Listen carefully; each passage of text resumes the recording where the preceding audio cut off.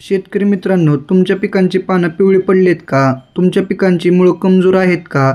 तुमच्या पिकांचा फुटवा झालेला नाही का? मग हे खत तुमच्यासाठीच आहे. तर आज आपण जाणून घेणार आहोत NPK 20-20-013 या खताविषयी माहिती. या खतामध्ये कोणते घटक आहेत ते आपण आता जाणून घेऊया. तर या खतामध्ये 20% नायट्रोजन आहे, 20% फॉस्फरस आहे आणि 13% सल्फर आहे. या खतामध्ये आपल्याला पोटॅश हे घटक मिळत नाही. तर आता या खताचे आपल्या पिकांवर काय फायदे होतात ते जाणून घेऊया. हे खत पिकांना संतुलित पोषण देतं. यामध्ये जो नायट्रोजन आहे त्यामुळे पानं एकदम गडद हिरवी होतात. यामध्ये जो फॉस्फरस आहे त्यामुळे मुळांचा विकास चांगला होतो, नवीन फुटवा पण निघतो. यामध्ये जो सल्फर आहे त्यामुळे पिकांचा दर्जा, चव सुधारते.